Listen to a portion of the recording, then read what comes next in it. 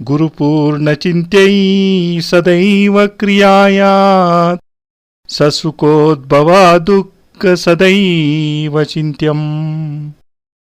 गुरुपूर्णचिन्त्यै सदैव क्रियायात् ससुखोद्भवा दुःख सदैव चिन्त्यम्।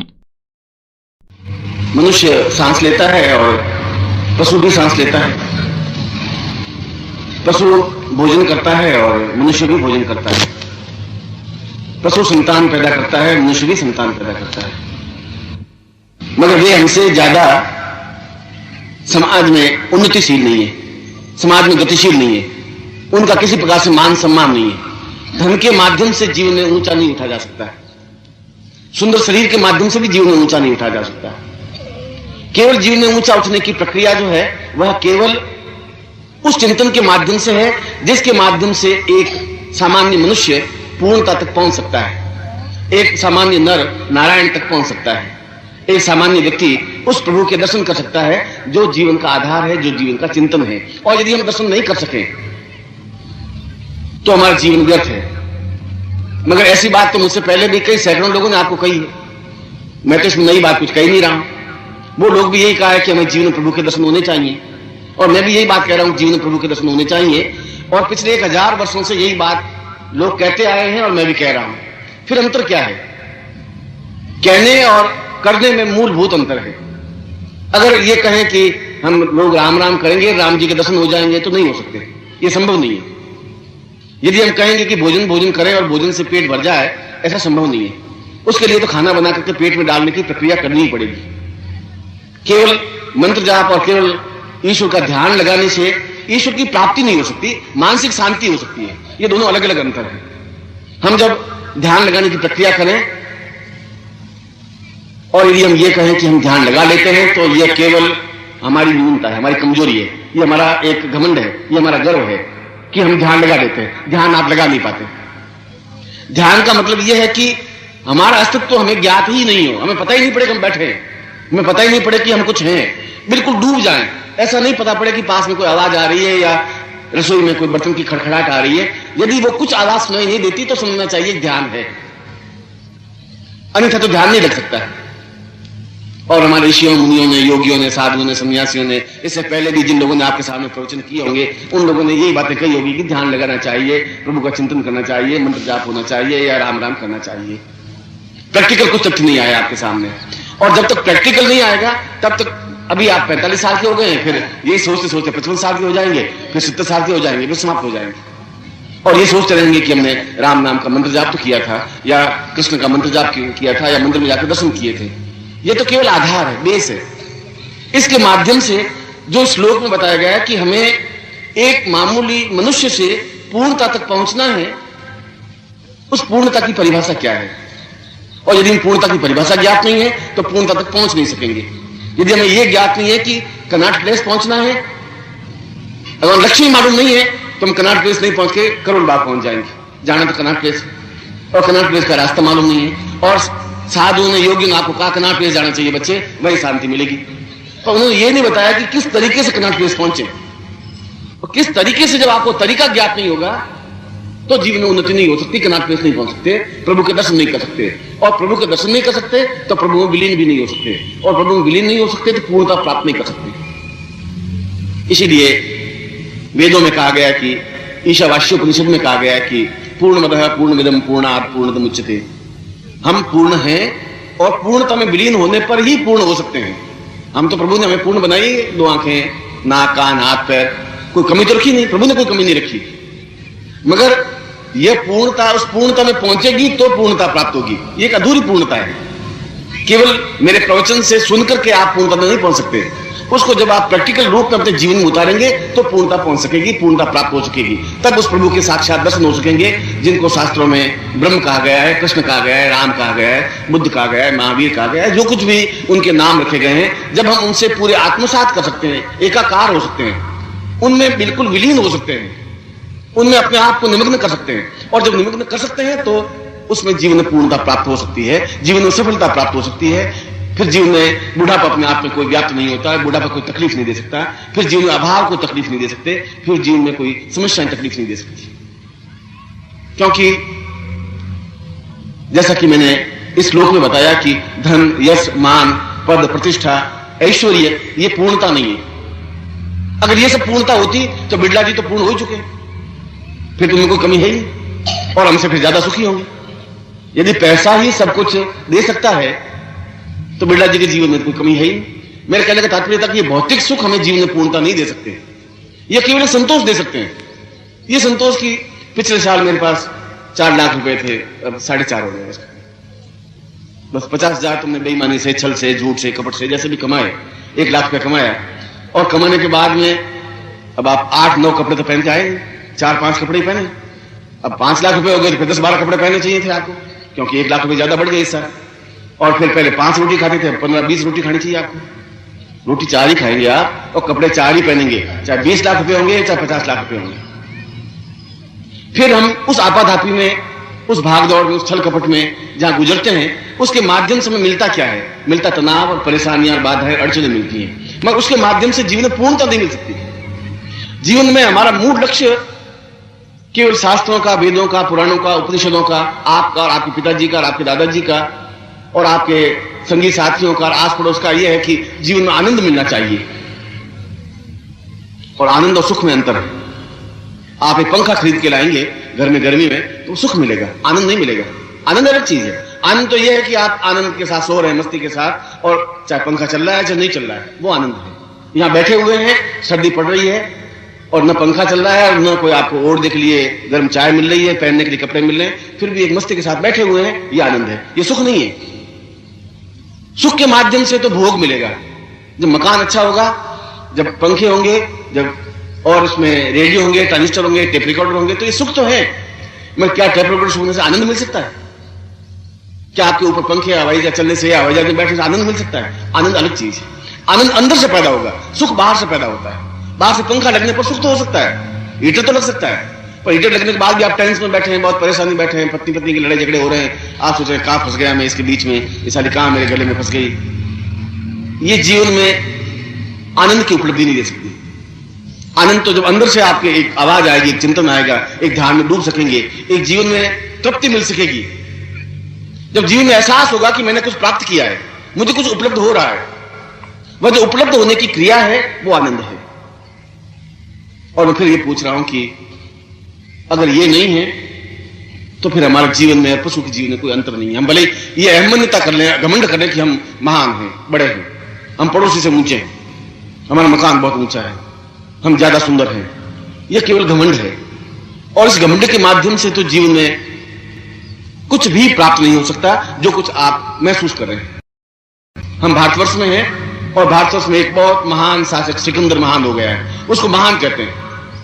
अकबर महान कहलाया, सिकंदर महान कहलाया, बाकी राजा लोग कहलाए, सम्राट कहलाए। महान 2-3 लोगों के बीच में लगा।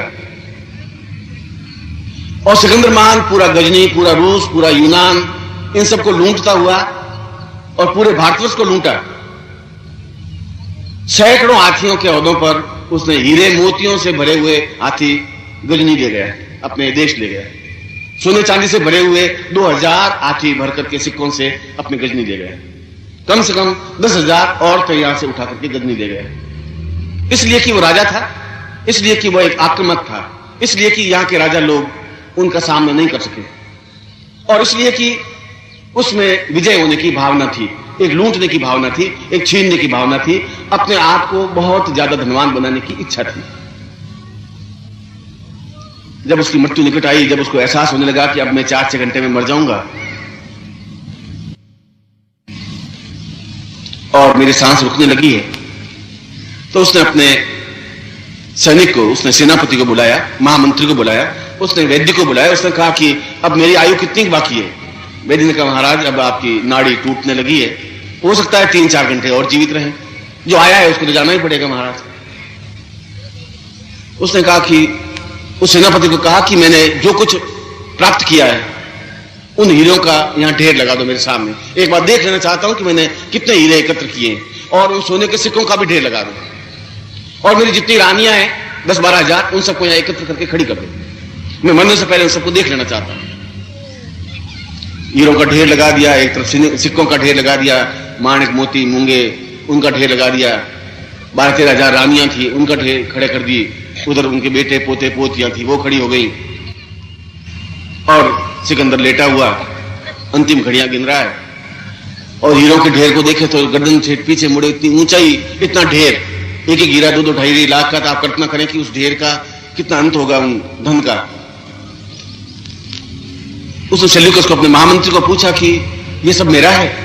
उन्होंने, महाराज आपका है, आप ही तो लेके आए, भारतवर्ष को लूट के लाए हैं, रूस को लूट के लाए हैं, जितने देश थे उन सबको लूट के लाए, ये सब आपका है। और ये रानियां, ये सब आपकी महाराज, ये भी सब आपकी। तो उसने कहा मरने के बाद मेरा क्या होगा? उनके, महाराज मरने के बाद कुछ नहीं होता है, एक बांस की 2 खपचियां लाते हैं, उनके ऊपर मूंज बांधते हैं, फिर आपको लिटा दिया जाएगा और फिर 4 कंधों पर आपको लिटा करके और शमशान में ले जाकर जला देंगे। फिर ये सब किसी के साथ गए नहीं महाराज। तो एक काम करना, मेरी अंतिम इच्छा यही है, कोई वसीयतनामे में कुछ लिख के जाता है कि मेरे बेटे को ये दे देना है, मेरे पोतों को दे देना है, या ये। उसने कहा मेरे वसीयतनामे में और कुछ नहीं लिखना है, एक मैं जो कह रहा हूं वो काम करना है। महाराज हुक्म दो, आप जो कहेंगे वही पूरा होगा, आप तो महान हैं, पूरे संसार में महान शब्द आपके पीछे ही लगा है। उनका अर्थी पे बांधते कैसे हैं आदमी को? उनके महाराज इसमें तो कोई लंबी छोटी बात नहीं है, आदमी को लिटा देते हैं, हाथ और पैर सीधे कर लेते हैं और उसके ऊपर सफेद कपड़ा उड़ा देते हैं, कफन, और उसको मुंह से पूरा लपेट देते हैं कि उससे नीचे गिर नहीं जाए मार्ग में, और शमशान में चिता लकड़ियों पर रख करके जला देते हैं। बांधो तो दोनों हाथ नीचे लटका देना, बाकी शरीर को बांध देना कफन से, हाथ नीचे लटके रहने चाहिए। उनके महाराज ऐसा तो आज तक नहीं हुआ, हाथ तो शरीर से चिपक करके फिर इसके ऊपर कफन लगाते हैं और फिर लगाते हैं। ये आप नई बात कह रहे हैं, ऐसा कैसे होगा? उसने, जो मैं कह रहा हूं वैसा करिए, मेरी आज्ञा, मेरी इच्छा तो यह है कि दोनों हाथ लटके हुए होने चाहिए। उनका, महाराज को कारण तो होगा ऐसा, आप क्यों कह रहे हैं कि दोनों हाथ लटके हुए होने चाहिए अर्थी के बाहर? उसने, ऐसा कि उन सब लोगों को और आने वाली पीढ़ियों को मालूम पड़ जाए कि इतना बड़ा सिकंदर महान भी खाली आ जा रहा है, ये मालूम होना चाहिए, बस इसलिए मेरे दोनों हाथ लटके होने चाहिए। अगर सिकंदर महान भी खाली आ चला जाएगा तो गारंटी के साथ आप भी खाली आ चले जाएंगे, क्योंकि वो कुछ नहीं ले जा सका तो हम भी नहीं ले जा सकेंगे। फिर साथ में ले जाएंगे क्या? जब कुछ नहीं ले जाएंगे तो ये सब शास्त्र झूठे हैं, फिर बेकार है, सब बेकार ही है। ये धन अगर बेकार है तो फिर हमारे पास ले जाने के लिए चीज क्या है? क्या ले जाएं, कैसे ले जाएं? न पत्नी साथ जा सकेगी, न पत्नी पुत्र जा सकेगा, न भाई बंधु बांधव कुछ नहीं जा सकेगा, तो फिर साथ में कौन जाएगा? या अकेले ही यात्रा करनी है तो फिर ये तामझाम क्यों करें हम? क्यों इतने हाय तौबा करें? 4 लाख को 5 लाख क्यों बनाए हम? जीवन यापन के लिए तो बहुत जरूरी है। अगर सपूत बेटा होगा तो और कमा करके जिंदगी व्यतीत कर लेगा, और कपूत बेटा होगा तो 5 लाख आप ही उड़ा देगा, फिर भी फकीर हो जाएगा। आप उसमें क्या करेंगे? कपूत बेटा तो 1 साल में उड़ा देगा, दूसरे साल खाली हाथ हो जाएगा, और सपूत बेटा होगा तुम्हारे पैसे उसको जरूरत है नहीं, वो खुद 5 लाख इकट्ठा कर लेगा।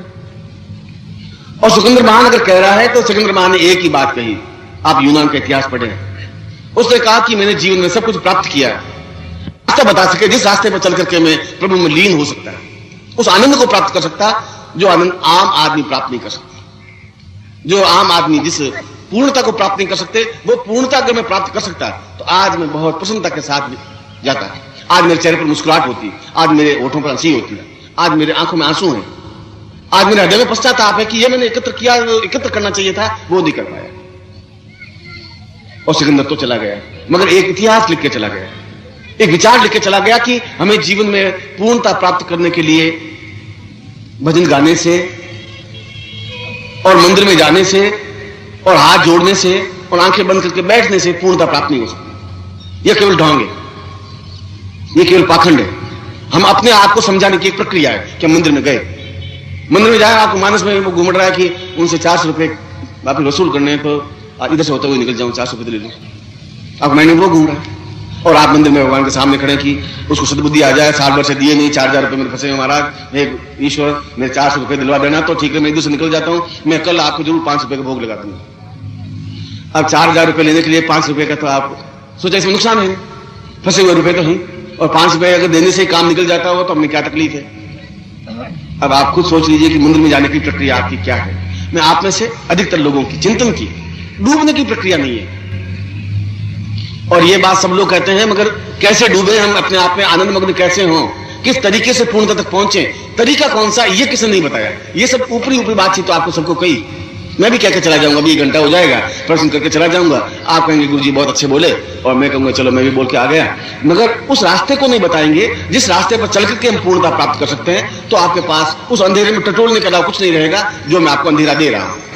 मैं भी आपको अंधेरा ही दे रहा हूं जो बाकी साधु संन्यासियों ने आपको दिया कि बस जाओ मंदिर में दर्शन कर लो, रामलीला के दर्शन करके उस मस्जिद को गिरा दो और तुम मंदिर में खड़े हो जाओ, बस रामलीला तुम्हारे पास आ जाएंगे। ऐसे तो रामलीला नहीं आ सकती, ऐसे प्रभु आपके पास नहीं आ सकते, न आप प्रभु के पास पहुंच सकते हैं। तुम्हारे बीच में गैप है, मेरे और तुम्हारे बीच में एक ये कड़ी है, मैं इसको बंद कर दूं तो मैं आप तक नहीं पहुंच सकता। ये बीच का मीडियम नहीं है, और मीडियम आपको बीच का माध्यम कोई आधार नहीं बताएगा, तब तक आप प्रभु के पास पहुंचेंगे नहीं तो पूर्णता नहीं मिल सकती। ये मीडियम, ये माध्यम, इसको कहते हैं साधना। साधना का मतलब है शरीरम साधयति स्वधर्म। जो शरीर को साधता है वह साधना है, शरीर को कंट्रोल करता है, शरीर को नियंत्रित करता है। गुरुपूर्ण चिंत्यै सदैव क्रियायात् ससुकोद्भवा दुःख सदैव चिन्त्यम्।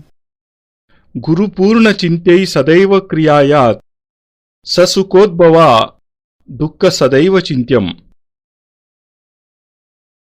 There is hardly any difference between humans and animals. Man breathes air, so do animals. He eats food, and animals do the same.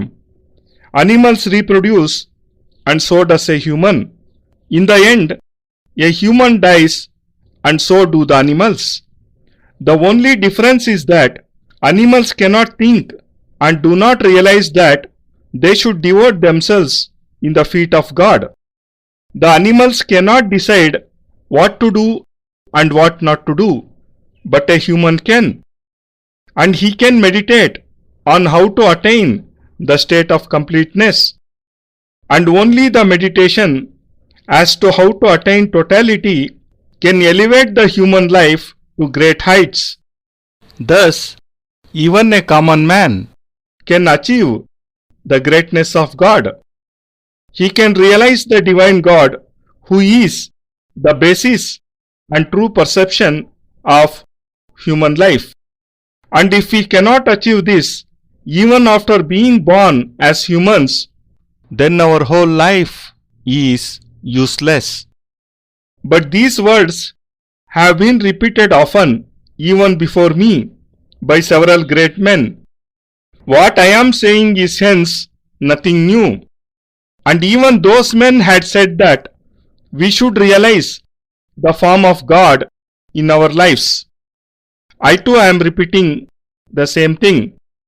This statement has in fact been repeated since several thousand years. Then what is the difference in what I am saying? The difference lies between just preaching something and following it. If someone says that one will realize the manifestation of Lord Ram just by chanting Ram, Ram, then this is not possible.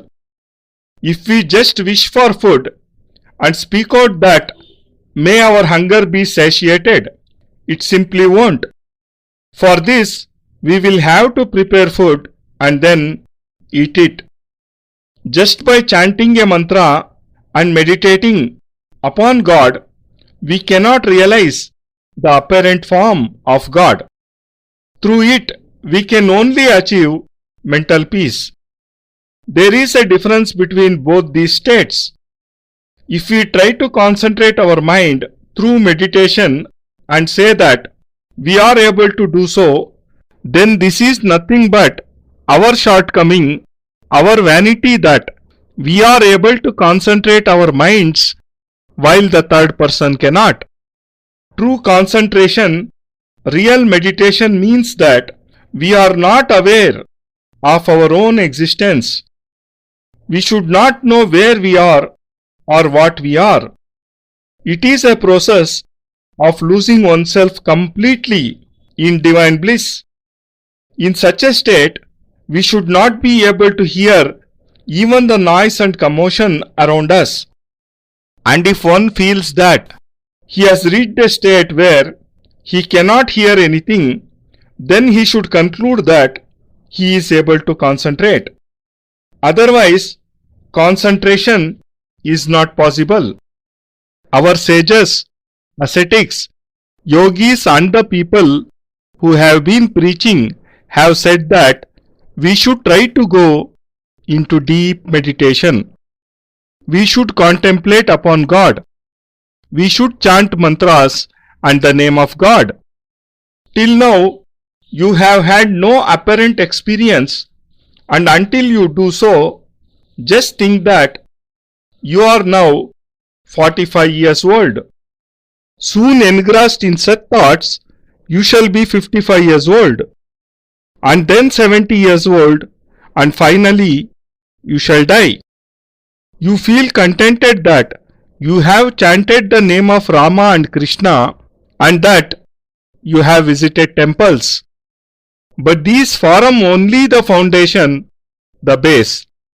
We are but common men and we wish to attain totality.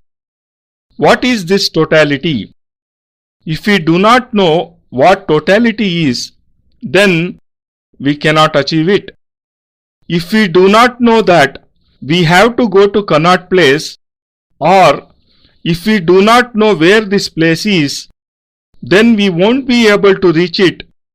Rather, we shall end up in some other place, say Karol Bagh. We have to go somewhere, but we do not know where. The sages, the yogis, have all along preached that you have to reach some place where you will attain peace. But they have not revealed to you the way to reach this destination.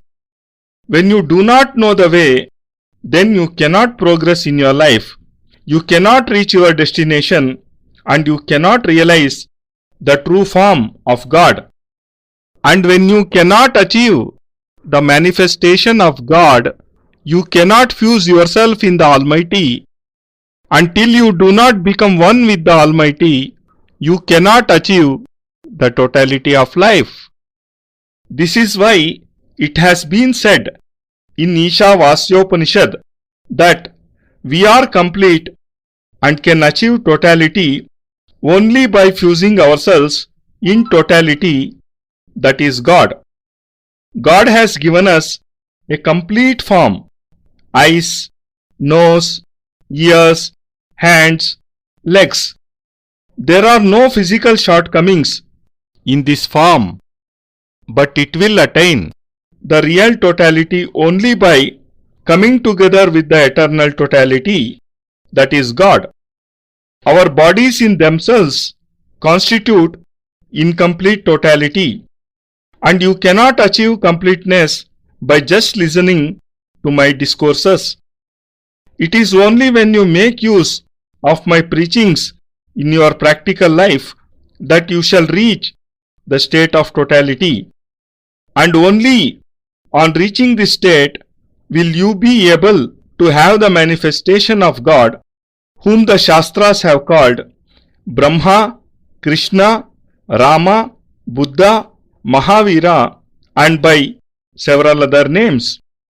When we fuse our souls with His divine form, when we become one with Him, when we become absorbed in His greatness, we shall achieve totality and success in life.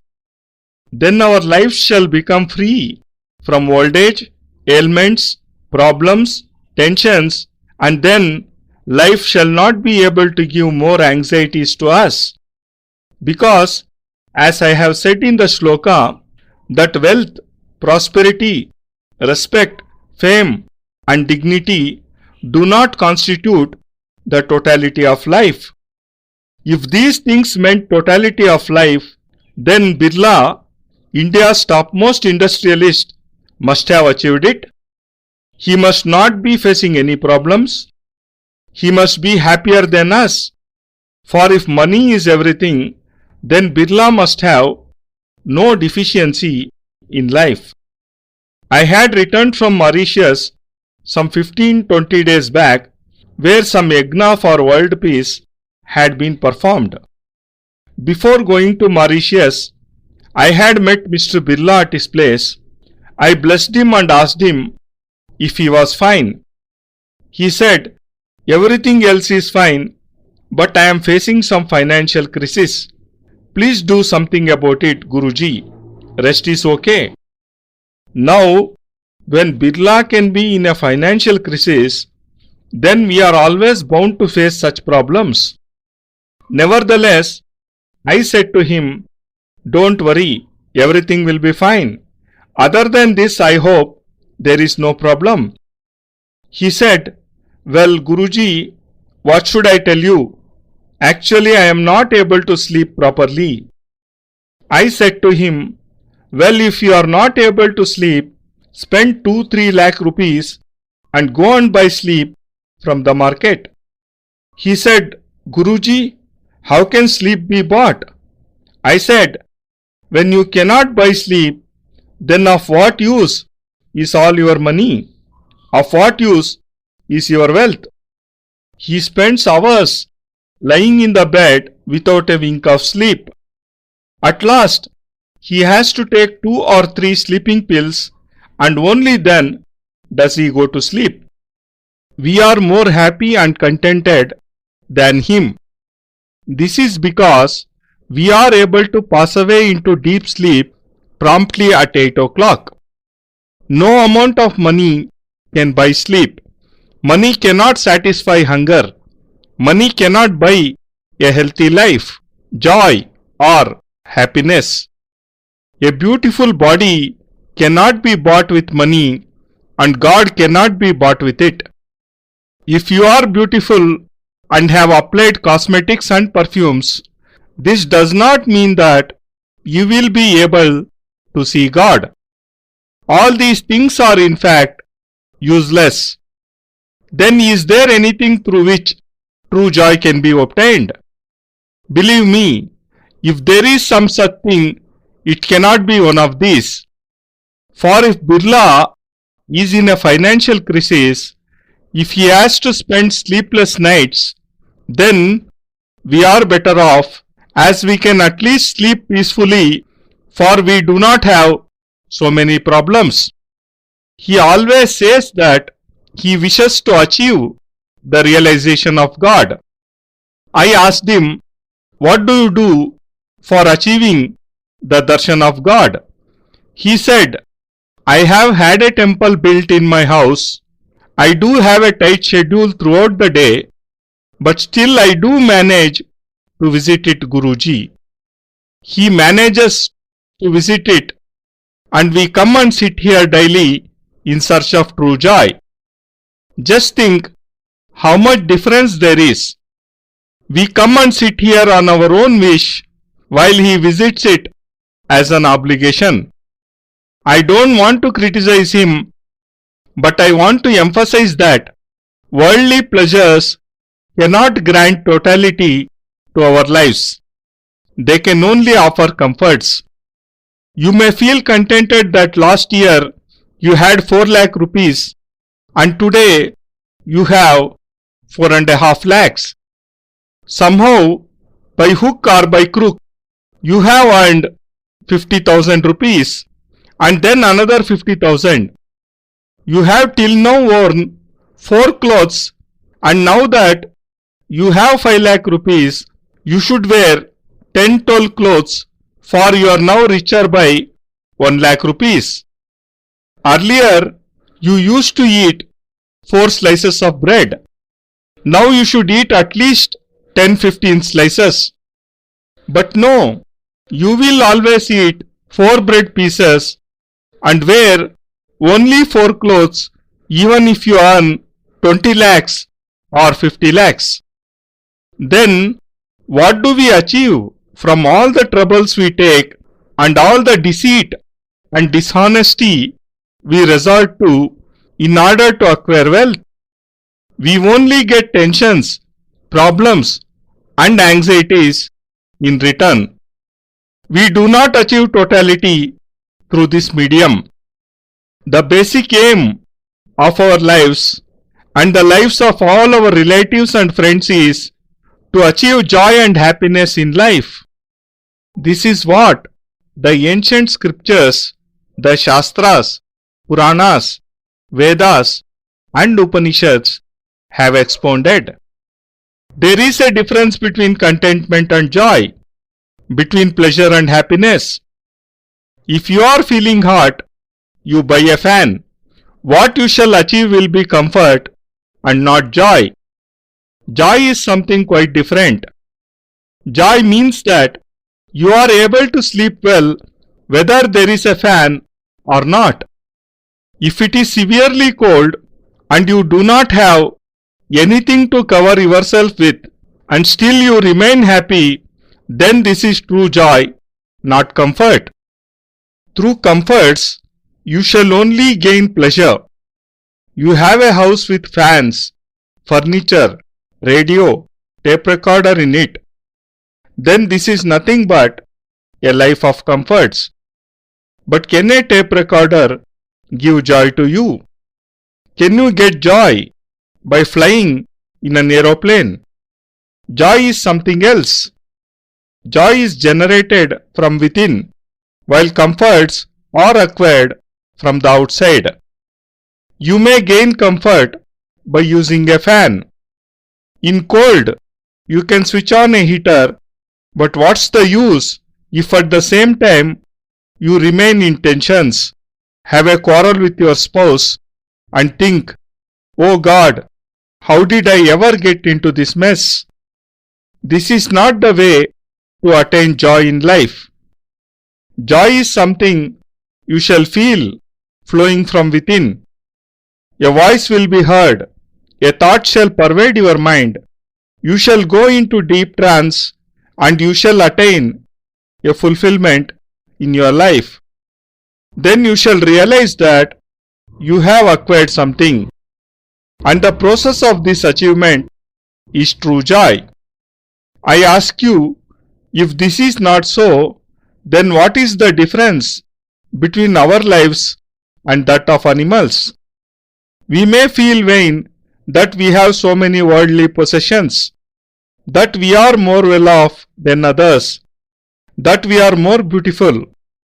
But all this is false pride, and we shall gain nothing from this arrogance. We are living in India where once Alexander the Great came. Why was he called great? Akbar the Great, Alexander the Great. The rest were called just kings or at the most emperors. Great is used with the name of only 2 or 3 people. Alexander the Great conquered several small and big kingdoms and returned with 2,000 elephants laden with gold and silver in loot. He abducted at least 10,000 women and took them away with him. This was because he was a great warrior and a good general, and the other kings could not withstand his attack. This was because he had in him a desire to win, to loot, to become rich. When he was lying on his deathbed, when he realized that death was near, he called his commander and the physician. He asked the physician how much more he would live. The physician replied that his pulse had become weak and that perhaps he would live for another 3-4 hours. Whoever is born has to die one day, said the physician.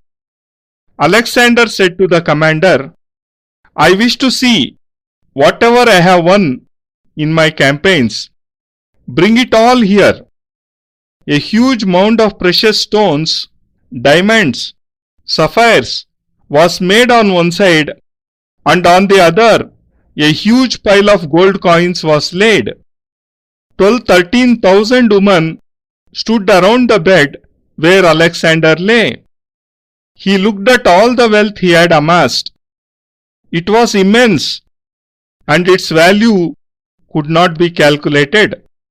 He said to his commander, This all is mine. The commander replied, Yes, your highness, all this belongs to you. You have won it by conquering so many kingdoms.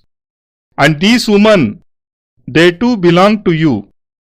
Alexander said, After my death, what shall I gain from them? After death, your highness, nothing is left. Your body shall be tied on a bed made of bamboos, and it shall be taken to the cremation grounds, where your body shall be cremated. Then what shall happen to all this? Your highness, all this shall remain behind. No one can take wealth away with oneself. Then do one thing and consider it my final wish. Before death, people prepare their wills and leave their wealth for their sons and grandsons. I don't want any will, just do as I say. Your highness, please command us. Whatever you order shall be obeyed. You are great, and in the whole world, this word has been used only with your name. How do they tie a dead body? Asked Alexander. The commander replied, Your highness, it is a very simple process. The body is laid straight on a bed of bamboos. Then a white sheet is covered onto the body, and then it is set on a pyre and cremated. Alexander said, When you tie my body, let the hands remain hanging on both sides of the body. Cover the body with a cloth, but let my hands remain uncovered, hanging on the sides. But your highness, such a thing has never happened before. The hands are placed along the sides, and then the whole body is covered with a cloth. This is completely a new way which you are suggesting. How can we do this? Alexander said, Do as I say. This is my command and my wish that my hands should remain hanging. Your highness, there must be some reason that you wish your hands to be left hanging. At this, Alexander replied, I want my hands to remain thus so that all people and the coming generations can know that even Alexander the Great went from this world empty-handed. When Alexander the Great left this world empty-handed, then you too shall surely live the same way. When he could not take away anything, even you cannot take away anything. And if this is so, then all these amenities are false and useless. Then what do we have which we can take with us? How can we take away anything? Neither the wife, nor the children, neither the brothers, nor the friends, none shall accompany us. Then who shall be with us? When we have to depart all alone, then why and for what should we clamor so much? Then why is there so much confusion and struggle? Why should we have to earn so much money? If your son turns out to be capable, he will earn and make a living, and if he turns out to be incompetent, then you may leave enormous wealth, he will waste it all away. What can you do? If you have an unfit son, he will spend even 5 lakh rupees in just 7 days, and then he will have no money. And if you have a good son, he won't need your money and will himself earn more than 5 lakh rupees. On reading the history of Greece, one comes to know that Alexander had said, I have achieved everything in my life except for true joy. Instead of all this, if I had been able to devote myself towards God, then I could have achieved true happiness, which a common man cannot achieve easily. If I had attained the totality of life, which is not possible for a common man, then I would have died with joy and happiness on my face. A smile would have been on my face, but today there are only tears in my eyes. Today I feel sorry to have acquired these useless stones, and for not having accomplished what I should have. Alexander died, but he left a valuable thought inscribed in the pages of history that we should strive to achieve the totality of life. One cannot achieve it by singing hymns, by visiting a temple, by folding hands, or by closing our eyes. All this is nothing but hypocrisy and deceiving ourselves. You go to a temple and all the while you keep thinking that you have to recover 4,000 rupees from some person. You stand in front of the idol of God and pray, "O God, please bestow that person with good sense. He has not returned the 4,000 rupees I loaned him 1 year ago. O God, please make him return my money. I will surely come again tomorrow and offer 5 rupees in your feet." You think that to get back 4,000 rupees, you have to offer only 5 rupees. So what is the loss? Just think, is this the mentality with which you visit a temple? I am talking about the sort of mentality possessed by most of the people. This is not the way to fuse with the divine. Everyone seems to preach, but no one preaches the way to this goal, or how to achieve divine bliss, or which is the method of attaining totality in life. No one has revealed this to you. Everyone preaches, but no one tells how to put it in actual practice.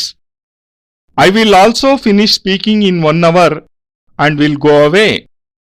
You will also say, "How well Guruji has spoken," but you will not know the way through which totality can be attained. You will not have any guiding light to the dark path which I have mentioned to you. I will again be showing a dark path to you if I say that you should go to the temple, pray before the idol of Ram, and demolish the mosque near it. You will go to the temple thinking that Ram would appear before you.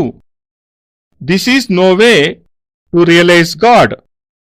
This way, God will not appear before you, and neither can you reach Him. And until you do realize His form, you shall not achieve totality in your lives. The only way to it is sadhana. Sadhana means shariram sadhayati sadharma, that is, controlling all senses in the body is sadhana. Controlling one's senses, one's thoughts, one's body is sadhana.